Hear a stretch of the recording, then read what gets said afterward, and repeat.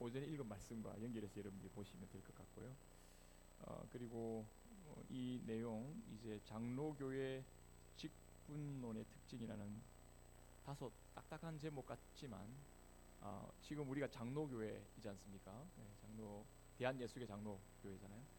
우리 교회의 지금 역사와 상황들을 딱 정리하시고 또 우리가 어떤 비전으로 또 구체적으로 어떤 방향으로 나아가야 될지에 대해서 아주 소중한 그런 교훈을 받는 시간이 되리라고 생각이 듭니다. 네, 우리 교수님 나오실 때 우리 환영의 박수. 네, 열심히 하겠습니다. 네.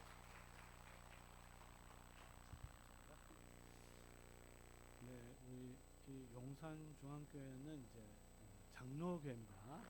장로교회는 장로교회의 원리에 따라서 또 실천에 따라서 교회가 다스려지는 것이다 이렇게 볼 수 있는데 이게 도대체 뭐냐 이걸 오늘 가장 기본적인 것, 가장 기본적인 것을 중심으로 해서 여러분들에게 한번 설명해 드리겠습니다. 장로교회는 기본적으로 역사적으로 보면 종교개혁 시대 이후에 올바로 자리 잡았습니다. 그래서 1917년부터 해서 더 정확하게 말하면 1647년 영국에서 자리를 잡게 되는데 물론 그 전에도 있었지만 상당히 이제 로마 카톨릭 천주교의 영향 아래에서 상당히 왜곡된 형태로 직분들이 이제 자리를 잡았어요. 그것들을 하나님의 말씀에 따라 이제 교회 직분도 개혁을 했는데, 그러니까 종교 개혁이란 뭐냐면요, 하나님의 말씀을 회복하고 그 말씀에 따라 예배를 회복하고 그 말씀에 따라 교회의 직분을 회복했다. 이렇게 정리하면 되겠습니다. 자, 그러면 장로교회 직분의 가장 중요한 특징 첫 번째는 뭐냐면요, 그것은 철저하게 성경에 따른 직분이랍니다. 그전에는 성경과 관계없이, 그러니까 교회가 알아서 정하면 그 정한 대로 가는 거예요. 그런데 장로교회 직분은 철저하게 성경이 명하는 것만을, 이게 중요합니다. 성경이 명하지 않는 것은, 또 침묵하는 것은 금했다고 봤어요. 이게 성경을 적용하는 데 있어서 굉장히 중요한 원리 중에 하나입니다.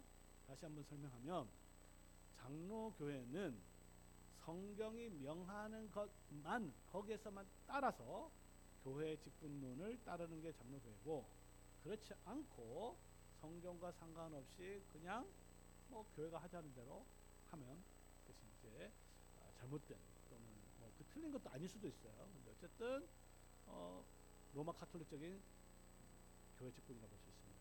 자, 이게 굉장히 중요한데 이걸 어떻게 우리가 적용시키냐면요, 여러분들은 이 교회가 지금 직분에 따라서 교회 정치를 하는 것이 정말 교회 성경 하나의 말씀에 따라서 하고 있다고 확신할 수 있습니까?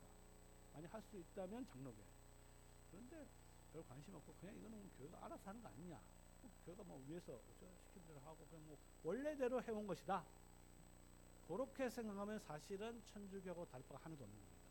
그러니까 천주교회는, 거짓된 교회, 또 타락한 교회는 그냥 예전에 해왔던 대로 하는 거예요. 전통에 따라 하는 거예요. 뭔지 모르지만 뭐 나쁠 것도 없잖아요. 근데 장로교회는 뭐냐? 장로교회는 이것이 성경에 따라 맞는 거냐? 정말 성경이 명한 거냐? 성경이 어디 있느냐? 성경의 가르침이 무엇을 말하냐? 거기에서 따라서 하는 것이 장로교다. 장로교회의 특징의 가장 중요한 특징이 뭐냐면 성경의 가르침에 따라서 직분이 세워지고 거기에 따라서 실천이 되는 것이다. 이렇게 정리할 수가 있겠습니다. 그러니까 여러분들이 이 직분은 정말 성경이 정말 말하고 있는 것이다. 물론 하나님이 하신 거지만 하나님께서 나에게 주신 것이라는 것이 성경이 가르친 것과 일치한다 라는 그 확신이 없으면 사실은 천주교하고 별 차이가 없는 거예요.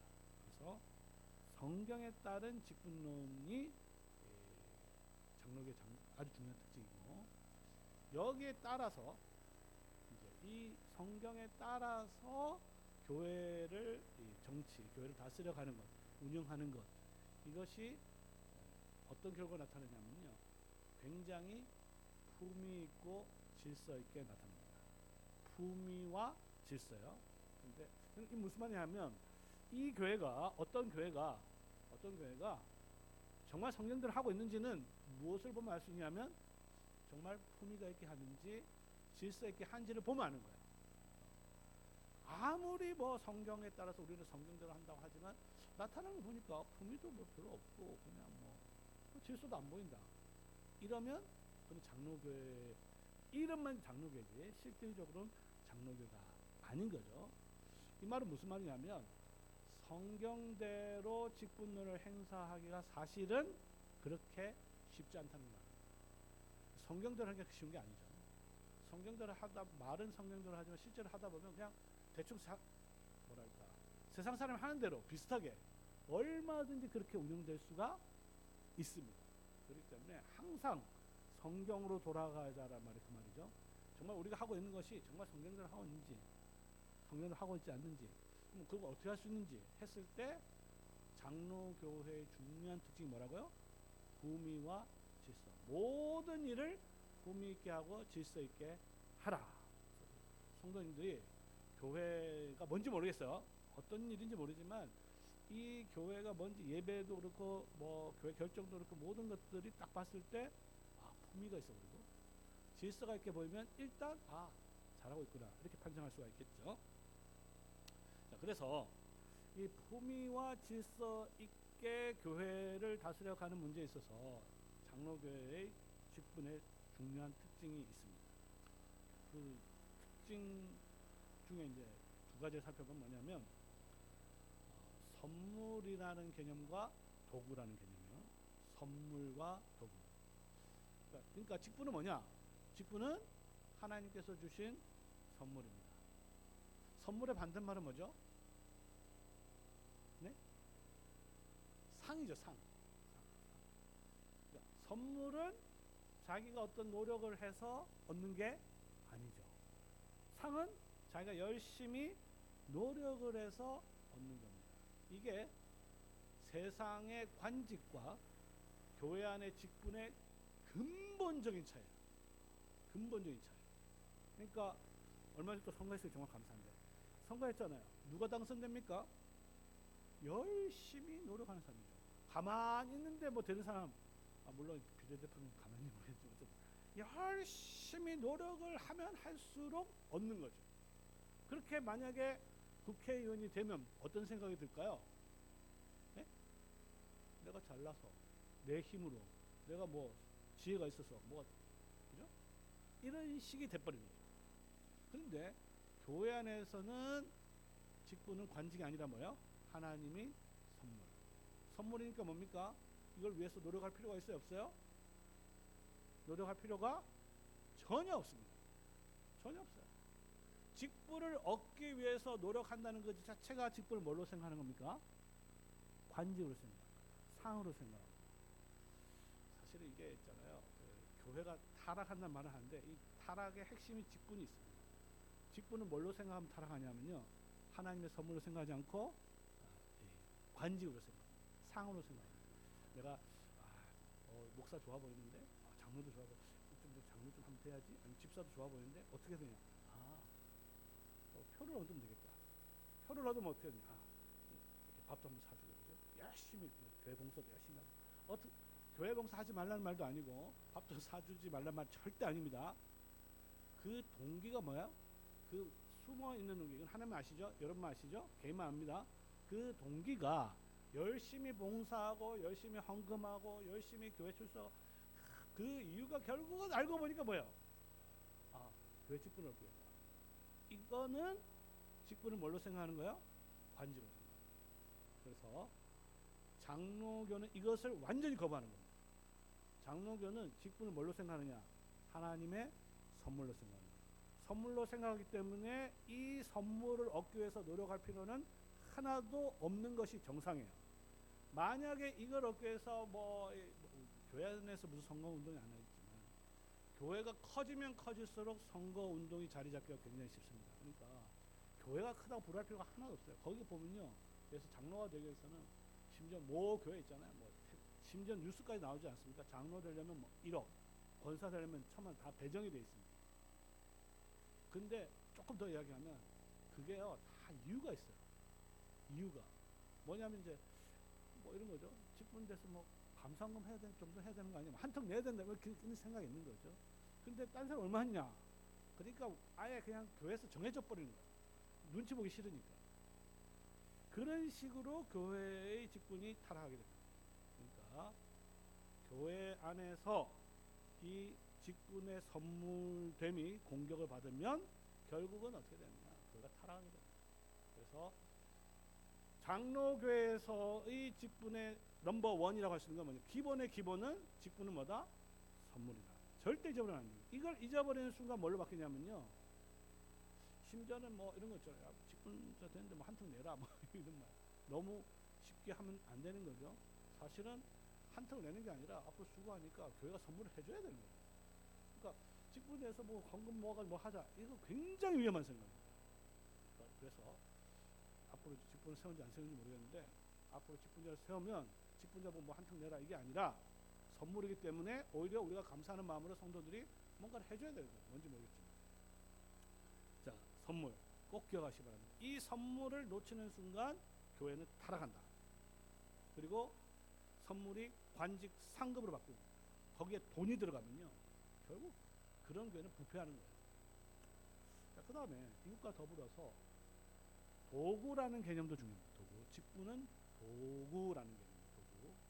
도구라는 건 뭐냐면 직분은 그 자체가 중요하지 않습니다. 그 직분 자체가 중요한 거 아니에요? 목사라는 타이틀 자체가 중요한 게 아니라는 거예요. 또 장로라는 타이틀 자체가 중요한 게 아니죠. 중요한 건 뭐냐? 그 타이틀을 가지고 해야 되는 일이 중요합니다. 자, 도구라고 해서 칼이라고 칩시다. 칼은 도구죠. 칼도 도구죠. 그죠? 자, 이 칼이 어머니 손에 들려 있어요. 그럼 이 칼로 어머니가 뭘 합니까? 그렇죠. 요리를 해서 자녀들에게 밥을 먹이는. 근데 똑같은 칼이에요. 근데 이 칼이 조폭 손에 들어 있습니다. 그럼 어떻게 되죠? 칼로 사람을 죽입니다. 똑같은 칼인데 의사 손에 들려 있어요. 어떻게 합니까? 사람을 살리는 거예요. 도구라는 거예요. 그러니까 도구 그 자체는 중요한 것이 아니라 이 도구를 가지고 어떤 일을 하느냐에 따라서 완전히 달라지는 거예요. 그러면 교회 안에서도 직분이 도구인데 목사와 장로 집사가 있잖아요. 이 도구가 자체가 중요한 거 아니라 그랬죠. 어떤 일을 하느냐에 따라서 교회를 세우기도 하고 교회를 무너뜨립니다. 이게 교회 역사예요. 새 신자가 교회를 세우거나 교회 얼마 안 되지 않았는데 뭐 교회를 갖다 망치거나 이런 케이스는 없어요. 주로 누가 교회를 세우느냐, 주로 누가 교회를 망치느냐, 둘 다 직분자들입니다. 엄청나게 중요한 거죠. 그렇죠? 교회 얼마 여기 뭐 오신 지 얼마 된 분도 있다고 제가 들었는데 그분들이 뭐 이 교회를 갖다 아무리 노력해보세요. 이 교회가 세워지나 안 돼요. 아, 이 교회를 한번 무너뜨려 봐야겠다. 물론 뭐 신천지에서 오신 몇 분인지 모르겠는데 그 신천지 원다 되는 게 아니에요. 이 70년 된 교회인데. 그런데 직분 그들이 만약 직분자를 얻게 되잖아요. 신천지가 산을 옮기는 방법이 그거잖아요. 열심히 봉사하는 척해서 목사의 마음이나 장로의 마음을 들어서 만약에 그 사람이 집사나 장로의 타이틀을 갖게 되면 구역장의 타이틀을 갖게 되면 그 구역은 완전히 그냥 신천지 넘어가 버립니다. 그래서 직분자가 얼마나 중요한지 알겠죠. 직분자는 도구이기 때문에 이 도구를 가지고 어떤 일을 하느냐가 중요하다. 그런데 이 직분자가 도구의 역할을 하지 않으면 어떻게 되냐면 직분이 명예화됩니다. 직분이. 참고로 이 점에 있어서 우리 고신 헌법도 고신 교회도 점차 이제 세속화 영향을 많이 받아가지고 지난 헌법이 좀 개악이 되는 것 중에 하나가 이 명예 집사, 명예 장로 이런 게 들어와 버렸어요. 이유는 뭐냐면요, 딴 데서 다 한다 이거예요. 자, 딴 데서 다 하니까 우리도 하자. 이게 뭐하고 이 생각이 뭐하고 상치됩니까? 제가 처음에 얘기했죠. 장로교 정치 원리가 뭐라 그랬어요? 직분은 반드시 성경에 따라야 되는데 성경은 별로 무시해요. 성경 관심 없고 딴 데서 어떻게 하느냐? 딴 데 해보니까 좋네. 딴 데서 해보니까 좋으면 데려오는 게 바로 타락의 문을 여는 거죠. 딴 게 좋다 하더라도 뭘 생각해야 됩니까? 성경이 뭐냐면 성경이 맞는 얘기를 따져야 되는데 그런 거 생각하지 않는 거예요. 딴 데서 하는 걸 그대로 받아서 이 사람도 직분하고 저 다다익선. 그렇게 되면 어떻게 되냐면 직분이 명예화되고 명예화되니까 직분이 해는 도구의 성격이 사라지는 거예요. 하는 일이 중요하다 그랬잖아요. 일은 안 하고 타이틀만 갖는 거예요. 그래서 직분이 감투화됩니다. 자리는 차지하고 일은 안 하는 거예요. 그러다 보면 교회는 세워질 수가 없게 되는 것입니다. 그래서 장로교회의 중요한 또 특성들 꼭 기억하시기 바랍니다. 장로교회는 기본적으로 성경에 충실한 직분을 따르고 있는 것이고 그 결과 직분이 하나님의 선물이자 하나님의 도구의 역할을 한다. 정확하게 기억하시기 바랍니다. 이것만 기억해도 사실은 직분이 타락하지는 않아요. 그렇죠? 자, 그 다음에 사실 이제 이거는 장로교의 특성이기도 하지만 사실은 어떻게 보면 전 세계의 보편교회 특성이기도 해요. 왜냐하면 성경이 다 돼 있으니까. 성경에 보면 직분은 하나님 선물이고 하나님께서 주신 도구라는 게 곳곳에 다 있습니다. 문제는 이제 우리 성도들이 직분하고 관직을 막 섞여서 생각하기 때문에 정확하게 이해를 못해서 그렇지 성경은 조금만 이해해도 조금만 정확하게 이해해도 성경에 따르면 직분은 선물이자 도구라는 걸 알 수 있습니다. 자, 그 다음에 장로교회에 있어서 성경에 따라 직분론의 중요한 특성들인데 그 특성이 직분의 복수성이라는 개념이에요. 직분의 복수성. 참고로 여기에 대해서는 제가 쓴 책도 있으니까 자그마한 책이 있으니까 좀 관심 있는 분들은 읽어보시면 자세하게 알 수 있겠는데 직분의 복수성이란 말의 반대말은 단수성이겠죠. 그러니까 직분이 하나냐 아니면 직분이 여러 개냐 이 차이예요. 이것은 기본적으로 로마 카톨릭을 조금 이해를 해야 이해할 수 있는데 로마 카톨릭에 따르면 직분은 하나밖에 없습니다. 장로교는 직분이 2개 이상, 사실 3개예요. 그러니까 근데 로마 카톨릭은 뭐가 직분이 굉장히 많이 있는 것처럼 보이는데 사실은 하나라는 거예요. 그건 뭐냐? 그것은 제사장, 사제라는 직분 하나밖에 없어요. 로마 카톨릭은. 근데 많이 있는 것처럼 보이는 이유는 뭐냐면 사제라는 직분 안에 제일 높은 계급들이 존재하는 거예요. 아시겠죠? 예를 들면 이제 좀 비유를 해보면 우리 이제 특히 남자 성도님들 다 군대를 갔잖아요. 군대는 군인들이죠. 군인들이 해야 되는 직무는 계급이 이등병이든 대장이든 군인으로서 해야 되는 일은 딱 하나입니다. 그건 뭐냐면 전쟁하는 거예요. 적이 오면 싸워서 이기는 거예요. 싸움하는 거예요. 전투를 하는 것이 군인의 임무죠. 그런데 왜 이렇게 계급이 그러니까 여러 개의 직분이 있는 것처럼 보이냐? 그 계급이 있는 거지. 그 안에 직분이 다른 게 아닌 거죠. 예를 들어서 군인인데 싸움은 안 하고 적하고 자꾸 이제 화약하자, 언약 맺자, 뭐 조약 맺자 이런 거는 군인이 할 일이 아니죠. 그건 정치가들 해요. 뭐 대통령이나 국회의원들이 해야 되는 일이고 군인들은 뭐 다른 거 고려하지 않고 일단 적이 오면 무조건 싸우는 게 일이에요. 그거 말고 할 일이 없습니다. 그렇지만 계급은 존재합니다. 이게 천주교, 로마 카톨릭의 감독적인 직분관을 가진 교회의 특징입니다. 직분은 하나고 그 안에 계급이 있다. 근데 우리 장로교회는 직분이 여러 개입니다. 여러 개라는 것은 직분 자체가 다르다는 거예요. 다른 직분이 있는데 기본적으로 목사가 있고 장로가 있고 집사가 있고 이 직분은 서로 완전히 구분됩니다. 이 직분의 복수성에 따라서 뭐가 시행이 되냐면 직분의 동등성이라는 개념이 자리 잡아요. 직분의 동등성. 왜냐하면 직분이 다르니까 이 세 직분 사이는 서로 높낮이가 존재하지 않습니다. 그러니까 직분 위에 직분 없고 직분 밑에 직분 없는 거예요.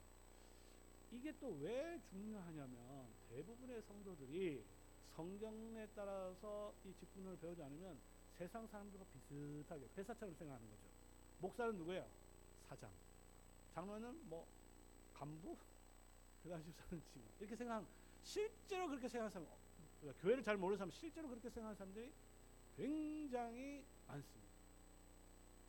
더 나가서 뭐 특히 장로교 같은 경우는 좀 이런 거 있잖아요. 대부분 장로가 되는 사람은 집사 중에서 선발한단 말이에요. 이거 자체도 사실 문제가 있는 거죠. 왜냐하면 우리 헌법 자체가 그렇게 규정하고 있지 않습니다. 헌법은 40세 이상의 남자 세례교이면 누구나 장로가 될 수 있는 자격이 다 구비가 돼 있어요. 그러니까 집사 중에서 뽑을 수는 있지만 집사 중에서만 뽑는 건 아니에요. 우리 헌법이 그렇습니다. 그 이유는 뭐냐? 이유가 뭐예요? 직분의 복수성과 동등성이기 때문에. 똑같다는 거예요. 더 구체적으로 이야기하자면 우리 목사 마음에 안 들어. 해임시켜버리고 탄핵시켜버리고. 그럼 누가 해요? 그러면 우리 장로님들 모여서 하자. 아니 집사님들 모여서 하자. 또 장로님들 마음 안 드니까 집사에서 모여 그냥 탄핵시켜버리고 해임시켜버리고. 또는 아니면 이제 목사가 혼자 하다가 진짜 마음에 다 나가. 이게 안 된다는 거예요. 왜 안 돼요? 직분의 동등성 때문에 안 됩니다. 그리고 이 동등성은 어디에서 근원이 되냐면 교회 장로교에서는 모든 직분이 그리스도의 직접적인 종이라는 거예요. 그리스도의 직접적 종이라는 개념이 있습니다. 교인들의 대표가 아니에요. 그래서 목사도 그리스도의 종이고 집사도 그리스도의 종이고 장로도 그리스도의 종이기 때문에 이 세 직분은 서로 동등성합니다. 이게 장로교 직분의 굉장히 중요한 특성이 되겠습니다. 그렇기 때문에 여기서 장로교의 특성이 나와요. 그건 뭐냐면 장로교 정치는 다른 교회에 비해서 굉장히 수준 높은 교회 정치입니다. 굉장히 수준 높은 정치. 이 말은 뭐냐면 성도들도 뭐예요? 수준이 높아야 돼요. 성도들이 수준이 낮아버리면 이 교회 정치에 대한 이해가 흐려지면 장로교는 최고의 수준의 성경에 따른 교회 정치인데 최악이 될 수 있습니다.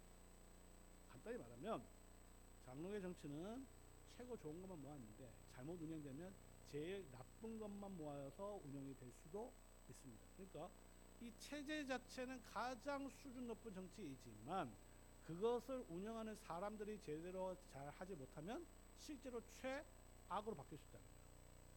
그러니까 회중 정치가 있고요, 민주 정치가 있겠죠, 아니 왕정이 있겠죠. 장로교는 약간 귀족정 비슷한 특징이 있는데 이게 어떻게 보면 왕정과 이 회중 정치의 좋은 점이 드러날 수 있는데 잘못하면 뭐야?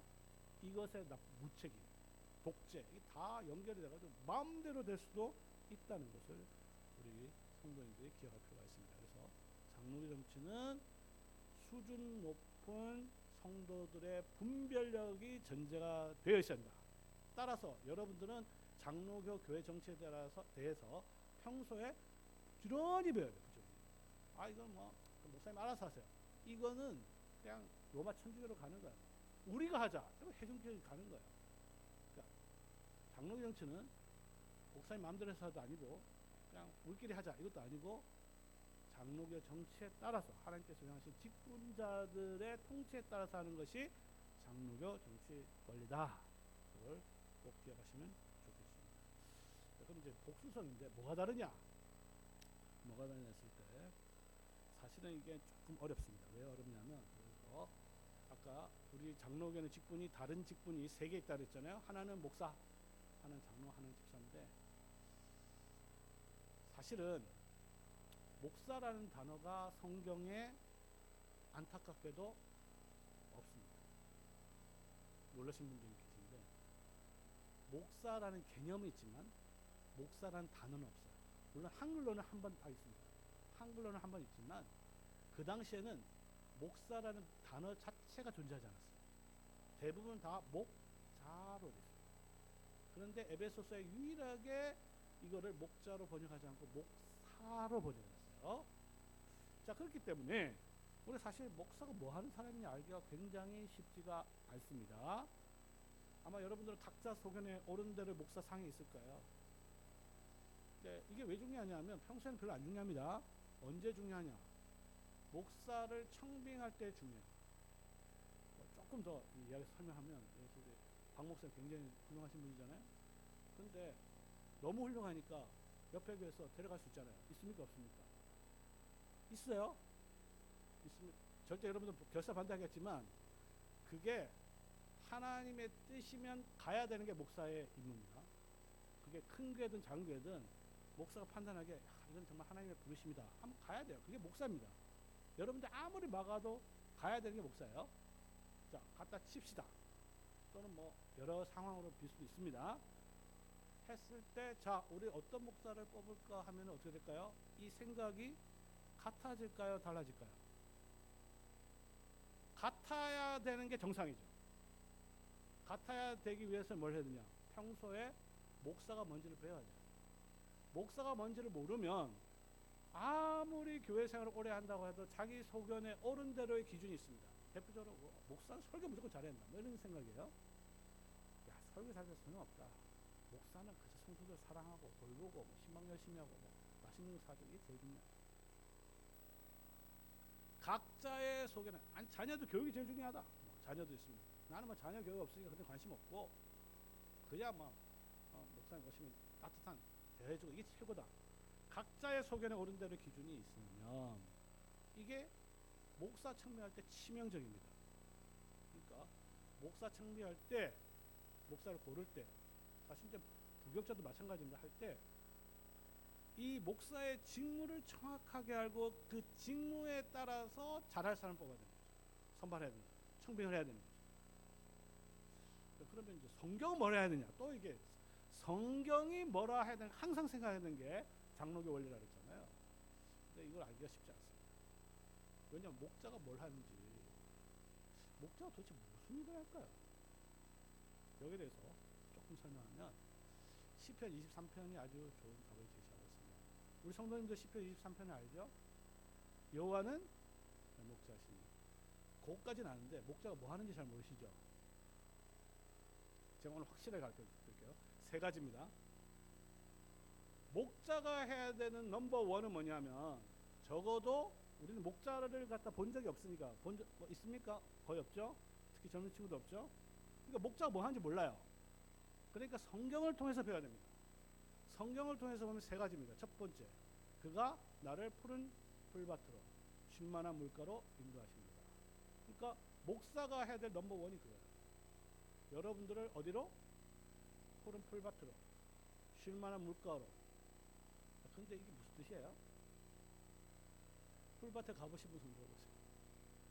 지난주 소풍 갈 때 풀밭 잔디밭에 가셨습니까?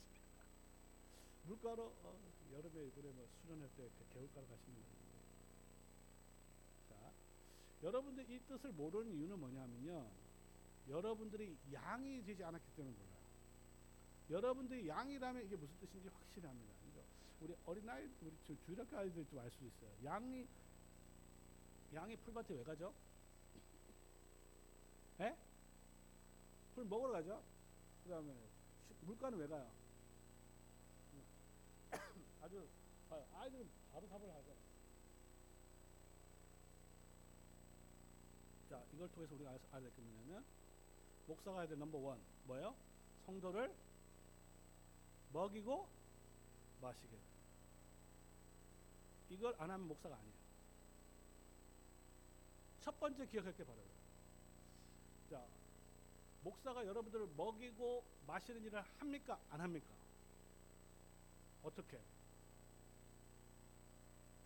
먹이는 것과 마시는 걸 구별할 수 있어야 돼요. 어떻게 먹이고 어떻게 마시게 하느냐. 이렇게 답변을 말씀드립니다.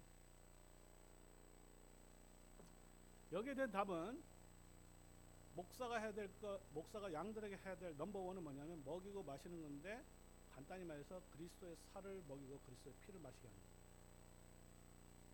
이거를 안 하면 목사라고 할 수가 없어요. 이거를 해야 목사입니다. 이거를 신실하고 충실하게 해야 진정한 목사가 됩니다. 우리는 이것을 기본적으로 성찬식을 그리스도께서 제정하신 성찬식을 통해서 성도들에게 하는 거죠. 그 성도들 여러분들 양이라는 걸 인식을 해야 됩니다. 양은 뭘 해야 되냐? 먹고 마셔야 돼요. 뭘 먹어야 되느냐? 그리스도의 살을 먹고 영생하는, 그리스도의 피를 마심으로 영생하는 그와 같은 존재로 이 세상 살아가기 때문에 목사가 될 넘버 원이 바로 먹이고 마시는 것이다. 두 번째는 그가 나를 의의 길로 인도하십니다. 바른 길로 인도하십니다. 왜 양들에게 바른 길이 필요합니까? 그 이유는 양들은 어리석어서 각기 제 길로 갔거늘. 이사야 53장이죠. 그러니까 양들은 기본적으로 어디로 갈지 몰라요. 그 길로 바른 교리를 통해서 성도들을 올바른 길로 인도하는 역할을 하는 것이 목사인데, 그 목사는 이 일을 어떻게 하느냐, 두 가지로 합니다. 하나는 설교를 통해서, 하나는 교리문답 교회를 통해서 합니다. 그러니까 목사가 와서 기본적으로 말씀을 통해서 올바른 교리를 가르치고, 그 다음에 교리문답을 통해서 우리 자녀들을 신실하게 인도를 한 역할을 해야 인도하는 목자가 됩니다. 만약에 일을 하지 못하면 그 목자를 할 수 없는 거죠. 그러니까 여러분들이 양이라고 생각하면 아주 쉽습니다. 마지막은 뭐냐 하면요, 목자가 목사를 해야 되는 건 지팡이야. 목사가 왜 지팡이가 필요합니까? 이 지팡이가 또 어디 있는지 혹시 아시는 분 계신지 모르겠는데, 성소 안에 언약궤가 있고 언약궤 안에 지팡이가 있습니다. 누구의 지팡이에요? 아론의 지팡이입니다. 목자가 이 지팡이 가지고 뭐 하냐 이거죠. 혹시 이제 목자가 아니면 잘 모르겠지만, 다윗이 이 지팡이 가지고 일이나 원수나 곰이 없는 그걸 가지고 싸웠어요. 보호하는 역할을 합니다. 거짓된 것, 잘못된 것, 이런 것들로부터 보호하는 역할, 이거를 장로교에서 뭐라고 이야기하냐면 시리 또는 권징이라고 합니다. 시리와 권징. 그래서 목사는 단지 설교만 하는 거 아니에요. 설교하면 교사죠. 그 다음에 바른 말씀을 통해서 잘 가르칠 뿐만 아니라 먹이고 마시게 하는 걸 하는 거예요. 그리고 잘못된 교훈과 가르침과 또 행실을 해서 교회를 보호하는 역할, 하나님께서 주신 그 지팡이, 목사의 권세를 가지고 그 역할을 하는 게 목사가 하는 일입니다. 정리가 되셨나요? 요 정리가 되면 이제 우리 교회 담임 목사를 평가할 수 있는 거죠. 우리 목사는 제대로 하고 있느냐, 부족한 게 뭐냐, 잘하고 있는 건 뭐냐, 이렇게 판단할 수 있는 겁니다. 그리고 나중에 목사를 청명할 때도 이 기준에 따라 청명할 수 있는 거예요. 안 그러면 뭐 별의별 기준을 가지고 이렇게 목사를 청명하게 됩니다. 성경이 가르치는 바를 정확하고 분명하게 확실하게 이 기준이 있어야 이 기준에 따라 목사를 청빙하고 또 직분자를 세우고 이렇게 하는 것입니다. 목사는 또 목사 일은 이야기했어요. 복수성 완전히 다른 거죠. 장로의 일과 목사는 완전 다른 겁니다. 장로의 직분은 기본적으로 이것은 이제 시리자, 다스리는 자라는 건데, 뭘 다스리냐 이것도 중요해요. 그것은 기본적으로 양들을 다스리는 거죠. 그런데 양들 중에서 어떤 양을 다스리느냐 했을 때, 우리가 이걸 이제 마태복음 18장에 보면 어떤 양들을 다스려야 되는지에 대한 어렴풋한 아니면 분명 암시적인 그런 것을 우리가 알 수가 있어요. 마태복음 18장에 보면 기본적으로 천국 열쇠가 나옵니다. 천국 열쇠를 가지고 다스리는 것이 장로 역할이에요. 그러니까 천국 열쇠를 가지고 누구를 다스리냐 했을 때, 거기 보면 이제 네 가지 사람, 양들이라고 할까, 회원들이 나오는데, 하나는 뭐냐면요, 기본적으로 소자 또는 어린아이가 나와요. 그러니까 장로가 됐으면 관심을 가져야 되는 것은 소자입니다. 어린아이, 특별히 세례를 받지 않는 사람들이 관심이 있어요. 언약의 자녀들, 이렇게 돼 있습니다. 우리 장로교 헌법에 보면 언약의 자녀들을 양육해야 될 책임이 주일학교 교사에 있지 않습니다. 장로들에게 있는 거예요. 장로들은 항상 우리 연약한 소자들 앞에 이제 3명 있잖아요. 하나님 말씀 잘 듣는지, 또 우리 하는지 잘 봐야 될 게, 제일 옆에 있는 교사 선생님 아니에요. 장로들 봐야 돼. 장로들. 또 서포트하고 격려도 하고, 이들이 잘 세례 받아서 회원이 될 수 있고. 왜? 이들이 잘 자라야 교회가 성장이 되는 거예요. 안 그래요? 아이들이 없는데 무슨 성장이 됩니까? 소자. 두 번째는 잃어버린 자. 그건 뭐 낙심한 자라고 볼 수 있어요. 신앙생활 하다가 연약해서 떨어질 수 있잖아요. 그들을 관리하고 돌보고, 또는 심하면 권징도 하고, 그런 역할을 해야 되는 것이 바로 장로들이라고 볼 수 있어요. 그다음 세 번째는 죄를 지은 사람. 쉽지 않죠.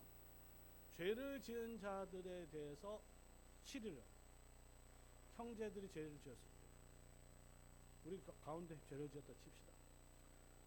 참고로 최근에 저희 학교에서도 가끔씩 이제 치리 공전하는 경우가 있는데, 요즘에는 특별히 그런 거잖아요. 결혼하기 전에 동거를 했다. 이거 어떻게 할 거냐. 그러나 했을 때 한 사람이 가서 이야기 안 들어요. 두 사람 같이 가야 되잖아요. 말 안 들어요. 그럼 어떻게 됩니까? 교회, 어떻게 보면 교회의, 여기서 말하는 교회는 치리회라고 있었습니다. 치리회, 당회에다 보고를 하고, 당회가 그걸 다뤄야 되는 거죠. 이걸 갖다 어떻게 해야 될 것인가, 어떻게 권징을 할 것인가. 한 명이 이야기하는 거, 두 명이 이야기하는 거하고 당회가 이야기하는 것이 내용은 똑같지만, 그럼에도 불구하고 당회가 치리회가 이야기하는 근본적으로 다르죠. 왜 다릅니까? 한 명이 이야기하고 여러 명이 이야기하는 것은 안 들어도 돼요. 그러나 당회가 최종적으로 치리회가 결정한 것은 안 된다. 그럼 어떻게 됩니까? 더 이상 신자로 보지 않고 어떻게 봐요? 세를 보는 거죠. 죄인이나 세를 보는 거죠. 더 이상 하나님의 자녀를 보지 않는 거죠. 이걸 우리가 출교권이라고 해요. 이 놀라운, 어떻게 보면 강력한 권세가 어디에 근거가 있느냐 했을 때, 우리 주님께서 천국의 열쇠를 도대체 누구에게 맡기셨느냐라는 질문에 대한 답이라고 할 수 있습니다. 우리 신앙고백은요, 그렇습니다. 신앙고백은 주 되시고 스승 되신 우리 그리스도께서 이 권세를 세상의 관직과 구별되는 교회 직원에게 주셨다. 그 교회 직원이라는 것이 사실 치리자라고 할 수 있습니다. 구체적으로는 목사와 장로로 구성된 치리회가 되는 것이죠. 그러니까 우리가 성경을 모르면 천국의 열쇠를 알 수가 없고, 천국의 열쇠를 모르면 이 천국의 열쇠를 누구한테 줬는지 모르고, 누구한테 줬는지를 모르면 심지어 장로들도 내가 천국의 열쇠를 가지고 있는지 없는지도 몰라요. 그 천국의 열쇠를 가지고 기본적으로 유아 세례를 통하여서 회원을 받고, 또 임용할 때 임용으로 받고, 보낼 때 보내고, 그 다음에 입교할 때 그걸 다 회원을 받아들이고, 또 결혼할 때 결혼을 통해서 또 회원을 받아들이고, 회원권에 대한 영적인 돌봄과 이런 모든 것들을 하는 것이 기본적으로 당의 가장 본질적인 일인데, 결국 뭐냐면요, 성경대로 주께서 맡기신 일을 하는 게 주님의 종이잖아요. 근데 성경을 모르면 어떻게 되냐, 그러니까 예전에 회원들은 옛날에 이거 했다, 옛날 그대로 가는 거야. 성경 별 관심이 없는 거죠. 모르니까. 옛날에 이랬으면 이게 내가 하는 일인가 보다 생각을 하는 거예요. 주께서 맡기신 일인가에 대한 생각이 분명해야 되는 거죠. 내가 지금 열심히 일을 하긴 하는데, 집사도 마찬가지입니다. 열심히 일은, 목사도 마찬가지죠. 열심히 일을 하긴 하는데 과연 이게 주님께서 맡기신 일이냐, 항상 따져봐야 되는 거죠. 그 주께서 맡기신 일을 뭘로 확인해야 되는 거예요? 성경을 통해서 확인해야 돼요. 그게 장로교 교회 정치다. 항상 성경에 비춰봐서 우리가 말씀대로 하고 있는지를 살피는 것이 장로교 정치입니다. 그래서 기본적으로 장로 치리자는, 장로들은 그리스도로부터 천국의 열쇠를 위임받아서 회를 구성해서, 한 개인이 하는 거 아닙니다. 회를 구성해서 목사와, 말씀의 사역자 목사와 협력해서 교인들의 회원들을 향하여 치리권을 행사함으로써 그것을 돌보고 보호하는 역할을, 살피는 역할을 하는 것이 기본적으로 장로의 직무이다. 분명하죠? 목사하고 장로는 굉장히 구분되고 다르다는 것을 알 수 있습니다. 집사의 직무는 제가 오늘 설교 시간에 이야기 많이 했잖아요. 장로는 기본적으로 치리하는 자, 다스리는 자라면, 집사는 기본적으로 섬기는 자죠. 섬기는 자. 누구를 섬기느냐 문제. 기본적으로 로마 카톨릭에 있어서 집사 부제라고 보통 얘기하는데, 누구를 섬기느냐? 성도를 안 섬겨요. 쉽게 말하면 담임 목사를 섬겨요. 사제를 섬겨요. 그래서 이름도 집사를 하지 않고 부제라고 해요. 부제사장이라고. 그러니까 옆에서 예배 시간 졸졸 따라다니면서 다 시중든 역할을 하는 것이죠. 그러나 교회 안에서의 집사는 기본적으로 누구를 섬기냐 했을 때, 성도긴 성도인데 가난한 사람을 섬깁니다. 그리고 더 나아가서 이 집사는 독특한 직분이 뭐냐 하면, 교회 밖에 있는 사람도 섬깁니다. 목사와 장로는 기본적으로 교회 안에 있는 성도들을 향합니다. 그러니까 집사는 교회 안도 있지만 교회 밖에 있는 가난한 사람을 섬기는 거예요.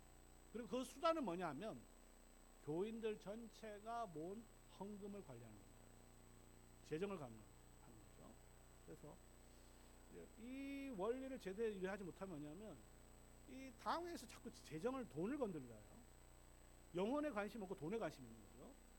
이거는 교회의 질서를 어지럽히는 겁니다. 당회 원도 계시겠지만 당회는 이거 하나만 기억하면 돼요. 나의 직무는 영혼들에 내가 관심이 돈에 있는지 영혼에 있는지 이거 구분하면 됩니다. 내가 이 일을 제대로 하는지 안 하는지는 관심이 돈이냐 사람이냐 이것만 구분하면 돼요. 집사들은 사실 돈에 관심 있는 거 아니고 돈을 통해서 가난한 사람들 섬기는 데 관심이 있어요. 그 가난한 사람이 교회 안에 있는 사람이든 교회 밖에 있는 사람이든. 그런데 교회 안에 있는 사람이든 밖에 있는 사람이든 가난한 사람을 돌보는 것은 굉장히 어렵습니다. 쉬운 일이 어려운 일이에요. 어렵습니다. 저희 교회도 집사를 세웠지만 이 일을 하는 게 정말 쉽지 않습니다. 그렇기 때문에 세부 지침들을 좀 세워놨어요. 성경의 가르침에 따르면 기본적으로 가난한 사람을 어떻게 도와야 되냐면 첫 번째는요, 은밀하게 아무도 모르게 해야 돼요. 그러니까 집사가 세워지면 절대 입이 가보는 사람 세우면 안 됩니다. 누구를 도와주는지 절대 알면 안 돼요.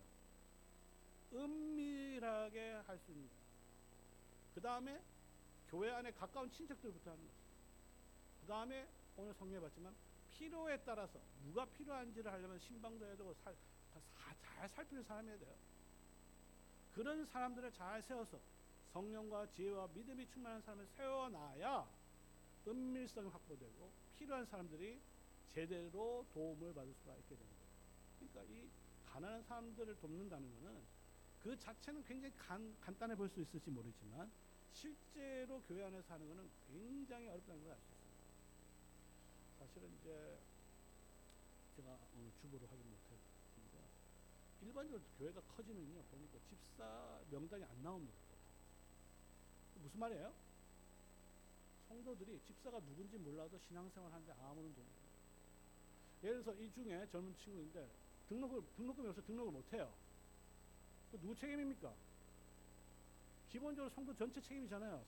생각해보세요. 이 교회 안에 청년들 등록금이 없어서 대학을 등록 못해요. 그렇죠? 그러면 교회 전체 책임을 져야 될 거 아니에요. 그런데 아무도 몰라요. 그러면 교회 전체는 모른다 하더라도 누가 알아야 될까요? 집사는 알아야 될 거 아니에요. 왜? 그 일을 누구한테 맡겼습니까? 주님께서 그 일을 누구한테 맡겼어요?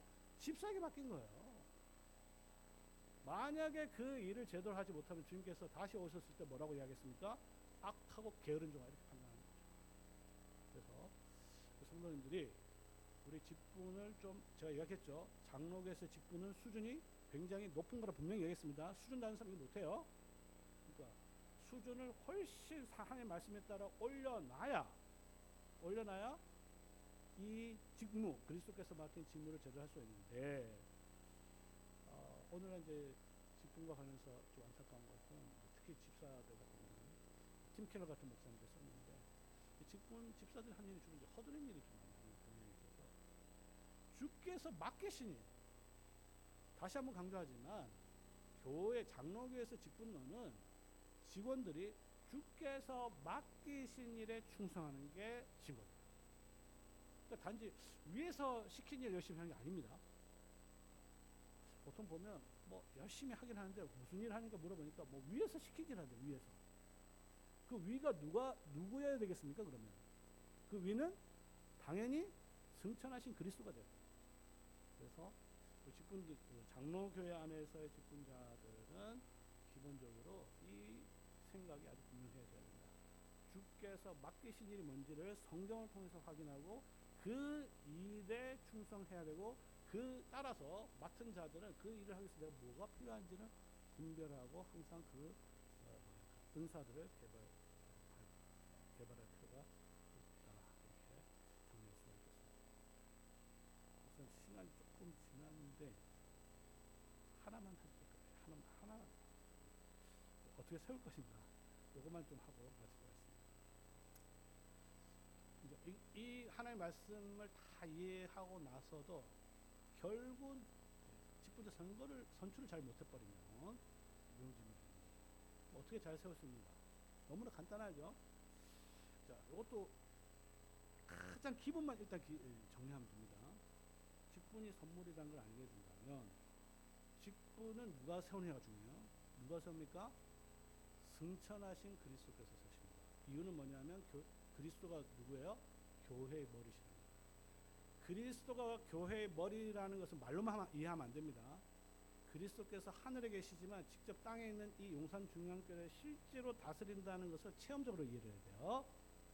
자, 그러면 직분을 세울 때가 정확하죠. 확실하죠. 승천하신 주님께서 이 교회의 직분자를 세우실 때 어떻게 세우냐? 불러서 세웁니다. 뭐라고요? 불러서 세웁니다. 이걸 소명이라고 해요. 불러서 세우는데 문제는 뭐냐? 이 부르심, 소명은 눈에 안 보입니다. 안 보여요. 보여요, 안 보여요? 안 보이죠. 안 보입니다. 그러나 이 직분자가 해야 될 직무, 해야 될 일은 보여요, 안 보여요? 이건 보여죠. 이거 어디 나와 있어요? 성경을 통해서 나와 있는 겁니다. 자, 직무는 보이지만 성경을 통해서 알 수 있지만 뜻이에요. 직무는 성경을 통해서 알 수 있지만 누구를 부르셨는지는 몰라요. 자, 그런데 하나님께서 부르실 때는 그냥 아무에게나 맡기지 않고 그 직무를 잘 할 수 있는 은사를 가진 사람에게 맡깁니다. 됐죠? 자, 그러면 직무는 알고 소명은 안 보여요. 그러나 이 직무를 하기 위한 은사, 자질은 보여요, 안 보여요? 보이는 거죠. 근데 이것은 성경에 있는 게 아니라 하나님께서 우리의 분별력에 맡겼어요. 너희가 선택하라 그랬잖아요. 그러니까 이 일을 하기 위해서, 예를 들어서 목사의 일을 한다. 그럼 설교라는 게 있잖아요. 설교를 적어도 잘하는 사람은 세워야 되겠죠. 잘하는 은사가 있는 사람이 있겠죠. 그 은사를 구별해서 그 사람을 세우는 거예요. 장로는 다스리는 거니까 다스리는 일을 잘하는 사람 해야 되겠죠. 그 다음 집사는 긍휼의 마음이 있어야 되겠죠. 그거를 누구냐? 라는 것은 성도들이 분별력을 사용해서 은사를 가지고 하나님의 부르심을 확인하는 것입니다. 그 확인하는 구체적인 절차가 뭐냐면 선거 또는 투표라는 거예요. 그러니까 다른 교회 그러니까 감독 정치 같은 것은 위에서 그냥 시키면 되는 거예요. 그게 좋을 수도 있습니다. 목사님 그냥 우리가 뭐 압니까? 목사님 그냥 집사 몇 명 해가지고 알아서 시켜주세요. 나쁘지 않잖아요. 좋아요, 나빠요? 목사님 좋지 않아요. 이게 감독 정치. 장로교에서 얘기했습니다. 장로 정치는 수준 높은 정치라고 그랬어요. 수준 높은 정치라는 것은 성도들의 수준이 높아야 된다는 것이고 분별력이 있어야 된다는 겁니다. 분별력을 가지고 그 성경의 가르침에 따라서 우리 가운데 이 직무에 맞는 은사를 투표를 통하여서 하나님의 보이지 않는 부르심을 확인하는 것이 투표입니다. 자, 뭘 강조했죠 지금? 확인이라 분명히 여기있습니다. 투표가 뭐라고요? 확인, 하나님의 부르심을 확인합니다. 이게 세상의 투표와 교회 안의 투표가 근본적으로 다른 거예요. 형식은 똑같습니다. 그렇죠? 얼마 전에 투표했잖아요. 여러분 투표했죠? 자, A라는 정당, A라는 사람에게 투표했어요. 왜 했습니까? 왜 했어요? 저 사람 되게 하려고 투표한 거 아니야, 그죠? 요 생각을 가지고 교회 안에서 투표하면 똑같이 됩니다. 뭐 후보가 여러 명 있을 때 A라는 사람 투표했을 때 A라는 사람한테 투표했을 때 내가 이 사람 당선시켜야 되지 이런 생각을 가지고 투표하면 돼요, 안 돼요? 왜 투표합니까? 제가 좀 전에 이야기했죠. 제가 확인하기 위해서 투표합니다. 자, 투표하기 전에는 하나님이 누구를 불렀는지 몰라요. 그런데 하나님은 우리의 분별력을 사용해서 부르시기를 기뻐하셨어요. 그런데 A라는 투표를 했어요. 그런데 B가 됐습니다. 그러면 기뻐해야 될까요? 화가 나야 될까요? 왜 기뻐해야 됩니까? 내 안 됐는데? 그렇죠. 하나님의 뜻이 알려준 거잖아요. 내 뜻은 요건지 모르겠지만 이렇게 투표를 했는데 결과는 하나님께서 B로 알려줬어요. 그러니까 기뻐해야죠. 왜? 그전에는 몰랐지만 이제 하나님의 뜻을 알려줬으니 저 사람 정말 하나님을 모르시고 이렇게 아는 거예요. 근데 정말로 이렇게 될 수 있는 신자는 정말 수준 높은 신자입니다. 그러니까 여러분들이 수준 높은지 낮은, 참 믿음과 거짓 믿음도 중요한데 수준 높은 신앙과 수준 낮은 신앙 믿음도 있어요. 제가 보기에 정말로 수준 높은 믿음 바로 이런 믿음이에요. 내가 A라는 사람에게 축도를 했지만 하나님께서 B를 통해서 알려줬으니, 확인시켜줬으니 내가 그것을 하나님의 뜻을 받고 정말 기쁘다. 그 사람이 진짜 믿음이기도 하지만 수준 높은 신앙인데, 문제는 이 선거에 대한 생각이 세상에 대해서 오염되어 있기 때문에 똑같이 하는 거죠. 그럼 어떻게 되느냐? 화가 나는 거죠. 그야말로 심지어 교회를 떠나기도 하고 기분 나빠. 성도 여러분, 그렇기 때문에 우리가 모든 것을 고려해보면 하나님께서는 당신의 택하신 백성들을 불러서 그들 때문에 은사를 주셔서 그 일을 하게 하시는데, 성도들은 그 은사를 가지고 잘 분별해서 그 직무를 하게 하시는 거죠. 그리고 그 뽑힌 사람은 하나님의 뜻으로 받아들여서 자기를 맡기신 그 일에 충성할 때, 하나님께서 주신 은혜의 한도 내에서 충성할 때 교회는 누가 세우느냐? 당연히 그리스도께서 세우십니다. 교회는 그리스도께서 세우십니다. 그러나 그리스도께서 직접 세우면 얼마나 더 좋겠냐? 그게 아니에요.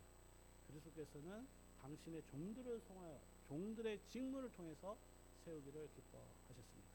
그러니 이 원리를 잘 이해를 해서 이 성경의 가르침에 따라 잘 하다 보면 승천하신 주님께서 70주년을 맞는 이 교회는 앞으로 70년까지도 계속 든든하게 세우실 것이라 믿습니다.